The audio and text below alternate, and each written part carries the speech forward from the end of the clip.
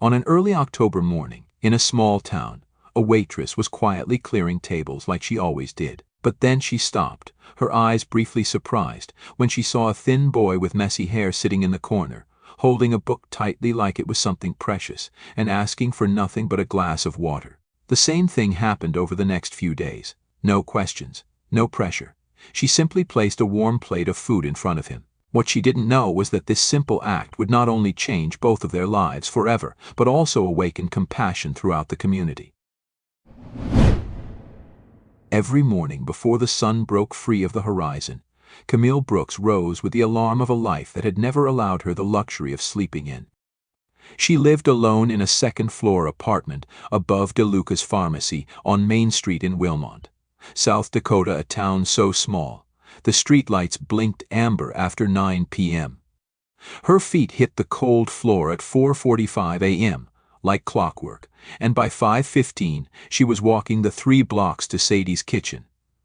The little diner squeezed between a locksmith and a laundromat with cracked windows and a flickering neon sign that hadn't worked right since 2009. Camille didn't mind. It was routine, and routine, while dull, didn't hurt. Not like the past did. At 31, Camille was the kind of woman most people overlooked: polite, efficient, always in motion, but never in the way. She wore her uniform like armor, faded pink apron, hair tied back, shoes sensual and silent. She greeted every customer with a smile, warm enough to be remembered but never too wide to be mistaken for invitation. Nobody knew that behind that practiced grin was a hollow kind of quiet, the kind that settles when your world has shrunk down to exactly one room, one job, and a handful of yellowed photographs of people who no longer call. Her father had died in Iraq when she was 15. Her mother passed 2 years later from an illness that devoured too fast and left too little. The aunt who'd raised her afterward had since moved to Arizona, chasing warmer weather for her arthritis and sending Camille birthday cards that arrived late and unopened. The rest was silence. Camille didn't talk much about herself at the diner. She didn't need to.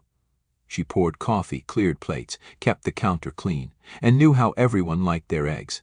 She was dependable, steady, invisible in the most comforting way. That morning, like the 100 mornings before it, she tied the strings of her apron tight around her waist and stepped behind the counter, letting the hiss of the coffee machine fill the silence in her chest. Outside, the street was still sleeping. Inside, Sadie's was waking up with the scent of bacon and the soft clink of silverware on ceramic. No surprises, no drama. Camille liked it that way. But that Tuesday morning, something shifted, barely noticeable, like the hush that comes before a storm. A boy had taken a seat in the farthest booth from the door, his backpack too big for his small frame, a worn book open in front of him. He didn't look up when she passed. He didn't smile. He didn't order. And Camille, without understanding why, noticed. The boy returned the next morning, same time, same booth. He didn't glance around or fidget like kids usually do. He sat still, spine straight, hands folded neatly on top of his open book. Camille noticed the way his eyes moved, sharp, deliberate, taking in the room without ever seeming to land on anything in particular. He reminded her of a bird watching the sky, waiting for the wrong kind of shadow to fall. He was early again, 7:10 a.m., just like before, 45 minutes before the elementary school opened down the block. And again, he asked for nothing except a glass of water. Camille brought it to him without a word, setting it down gently beside his book.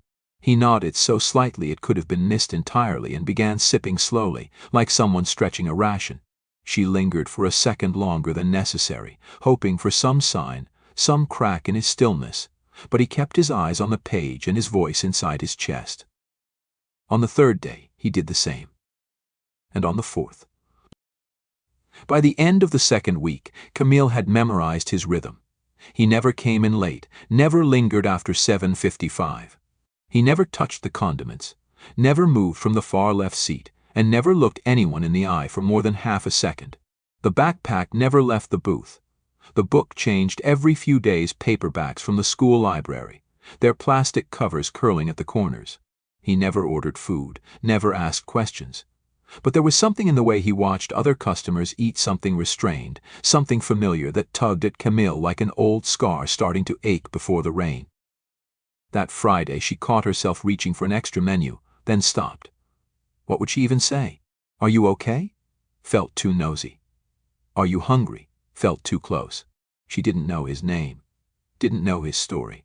But Camille had lived long enough to recognize the difference between a child with an early morning routine and one trying not to be noticed. The boy was hiding in plain sight, and every morning he chose her diner to do it. Still, it was the way he sat there, small body pressed against the corner, always facing both the door and the window, that told Camille more than any words could. He was watching the exits. That wasn't something kids learned on their own.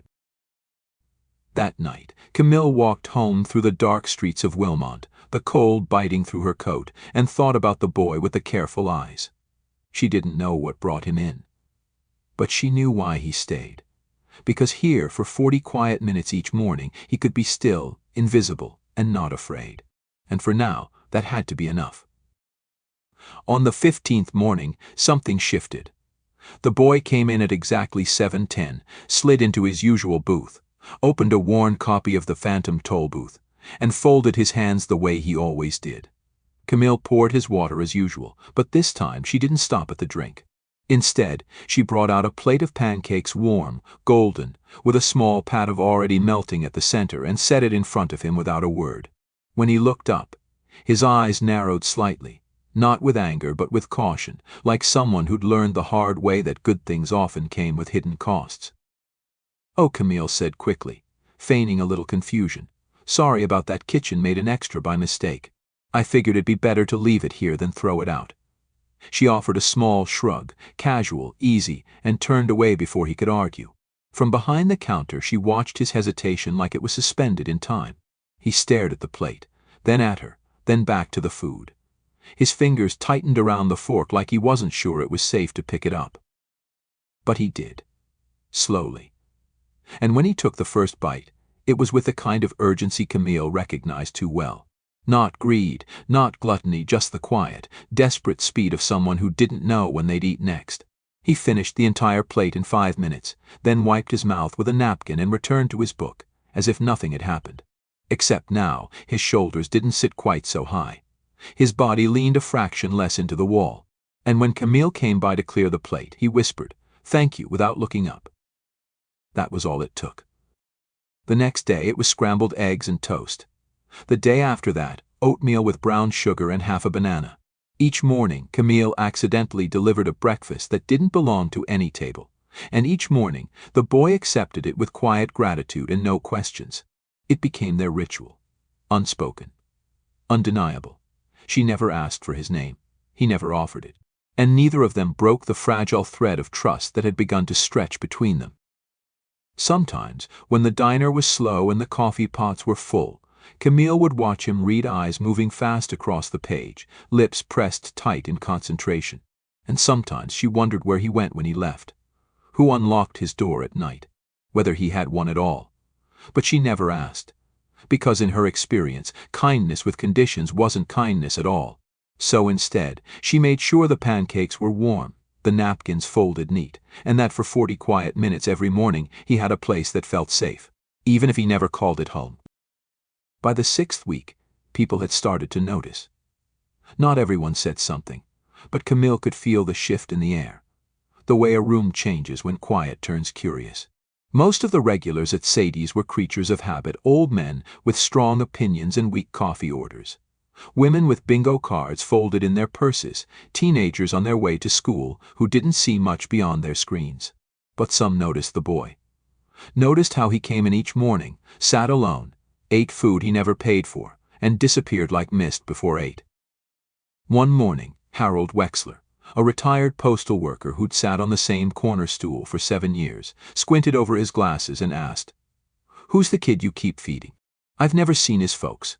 Camille wiped down the counter with more force than necessary. "Don't know," she said simply. "But he's hungry." Harold grunted, the way people do when they don't want to understand something that makes them uncomfortable. Later that afternoon, Gloria caught her in the kitchen, arms crossed over her grease-stained apron, eyes filled with the weary pragmatism of someone who'd watched good intentions backfire more times than she could count.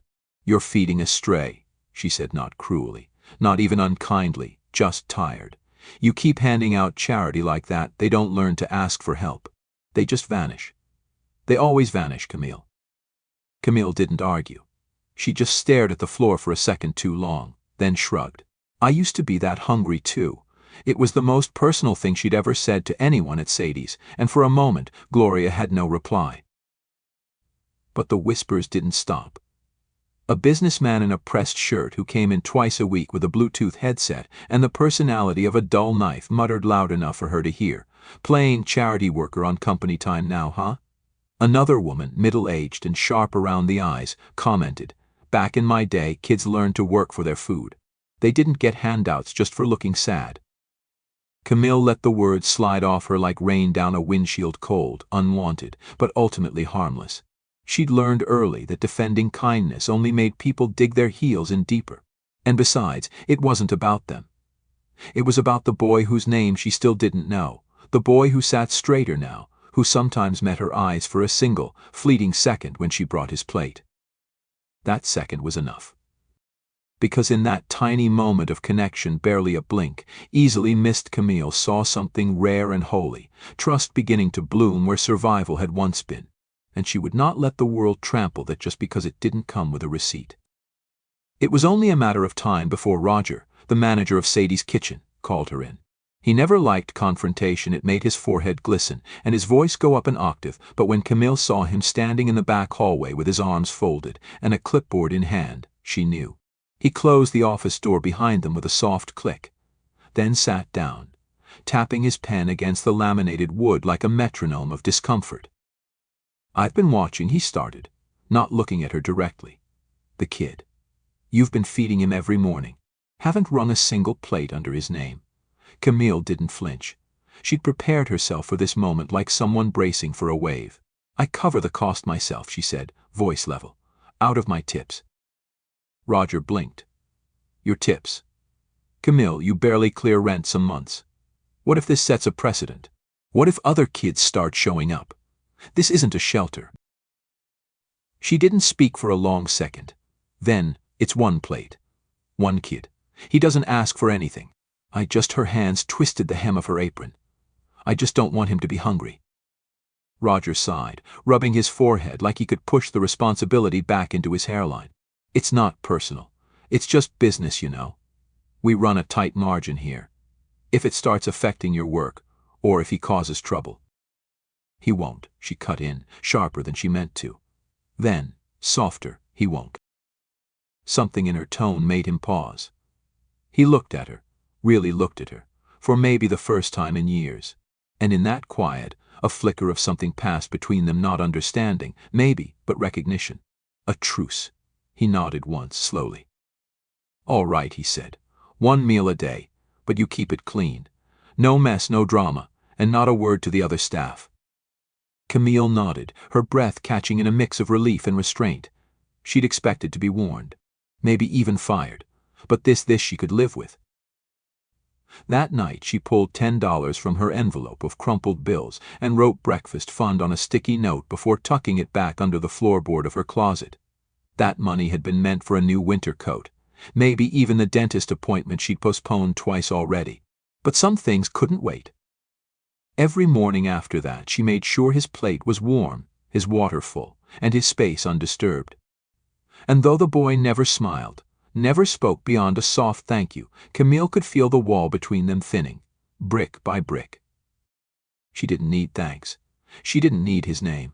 She just needed to know that, for at least one child in this town, hunger wouldn't be how the day began. On a bitter Thursday morning in mid-November, Camille arrived at Sadie's before dawn, the wind slicing through her coat like it was paper. She warmed her hands against the industrial coffee maker, then moved through the familiar motions: eggs, toast, hash browns, a short stack of pancakes drizzled with syrup. She placed the plate at the far left booth, the one tucked into the corner where the boy always sat. It had become muscle memory by now, but when the clock hit 7:10, the door didn't open. At first she told herself he was just late. Maybe he'd overslept. Maybe the weather had slowed him down. But by 7:20, a quiet unease had begun to settle in her chest like wet ash. By 7:40, she was checking the clock every 60 seconds. At 7:55, the booth was still empty, and the pancakes had gone cold. She left them there anyway. Gloria passed by the table with a tray of plates and muttered without stopping, "Kids gone. Waste of food." Camille said nothing. She wrapped the untouched breakfast carefully in foil, folded it into a paper bag, and took it home with her at the end of her shift. She didn't eat it. She couldn't throw it away either. The next day, the booth was still empty, and the next. A week passed. 10 days. Each morning, Camille set a plate down in that same booth, not because she believed he'd walk through the door, but because not doing so felt like giving up on something sacred. On the 12th morning, she found herself sitting across from the untouched meal, hands folded like his had once been, staring at the door like it might apologize for staying closed. On the 14th day of his absence, someone snapped a photo of the lonely booth with the uneaten breakfast and posted it to a local Facebook group. The caption read, "Sadie's kitchen now serving imaginary customers." The comments were worse. "Publicity stunt. Feeding ghosts." This is what happens when pity gets confused with purpose. Camille didn't respond. She never had much use for people who mistook cruelty for cleverness. But that night, alone in her apartment, she found herself staring at her reflection longer than usual. Doubt crept in like smoke under a door. Had she been foolish? Had she projected her own story onto a child she never really knew? Had she invented meaning where there was only need? She opened the small wooden box under her bed and pulled out her father's old field journal, the pages weathered and smudged. On a page marked by a worn ribbon, she read, "Shared my rations with a boy today. Johnson said I was soft. Maybe. But hunger is a language I still remember. No one grows poor by sharing. But those who forget to share stay hungry in other ways." Camille closed the journal with trembling fingers. She didn't know where the boy had gone. But she knew this hunger, real hunger, be it for food, safety, or someone simply noticing you never left quietly.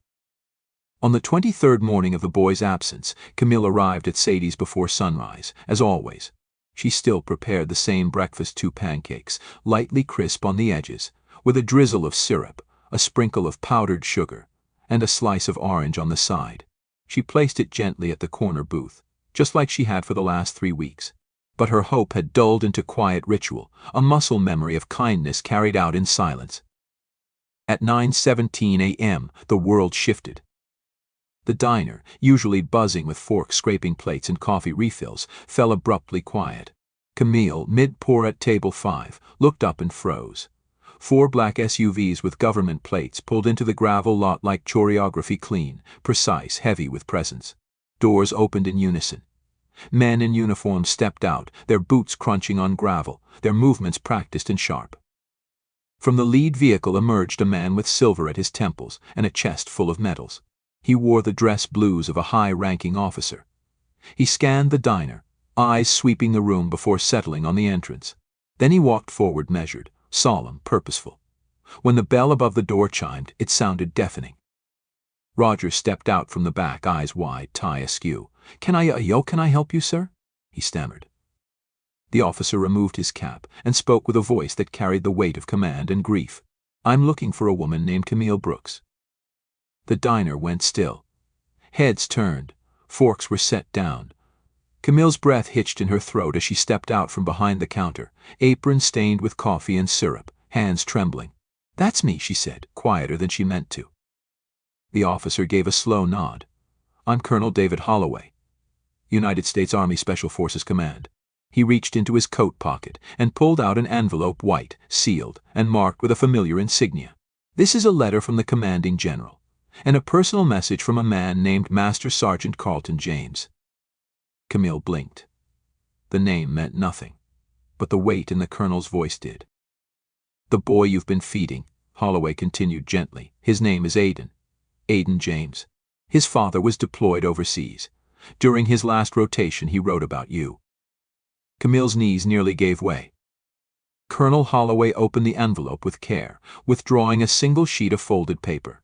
"Sergeant James was killed in action 1 month ago," he said, his tone tight with emotion. "In his final letter, he wrote, 'If I don't come home, find the woman at the diner. The one who feeds my boy without asking questions. Tell her she didn't just give him breakfast. She gave him dignity." Camille's hand went to her mouth. The room blurred. Colonel Holloway stood straighter. "On behalf of the United States Army, the Special Forces community, and a father who died with peace in his heart, because of your quiet grace we thank you."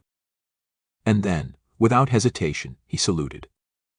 The soldiers behind him followed. And in a booth that had once held silence and hunger, the sound of honor filled the air. The week after Colonel Holloway's visit, Sadie's kitchen became something else, something bigger than breakfast. The story of Camille and Aiden spread beyond Wilmot.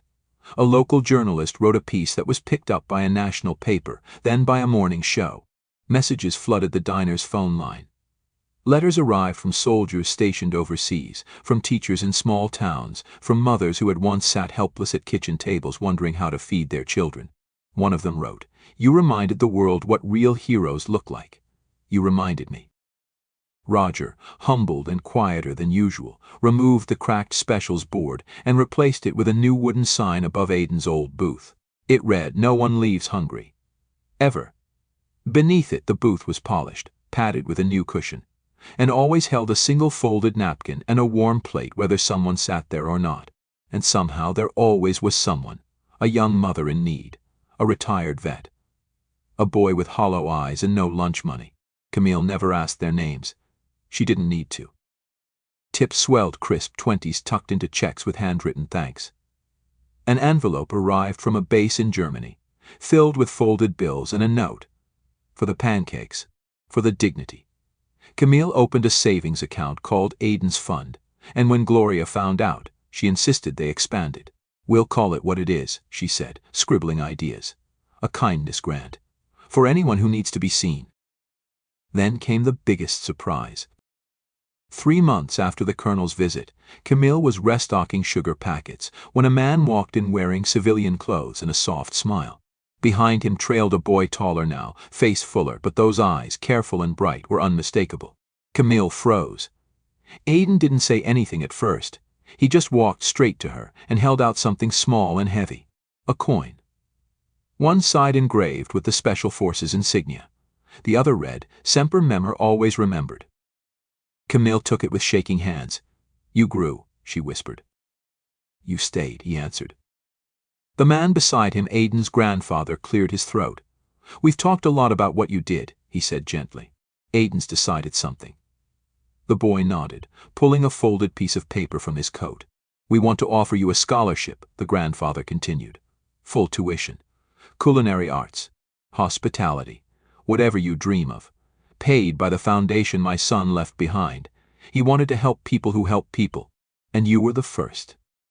Tears welled, but Camille stood tall, voice steady. "I just fed a hungry child." The grandfather smiled. "You did more than that. You saw him, and in doing so you saved him." The next morning, a new sign hung in the window of Sadie's kitchen. Not printed. Hand-painted, it read, "This place was built on pancakes, hope, and the kind of kindness that always comes back around." And this time, everyone who passed by stopped to read it. Join us to share meaningful stories by hitting the like and subscribe buttons. Don't forget to turn on the notification bell to start your day with profound lessons and heartfelt empathy.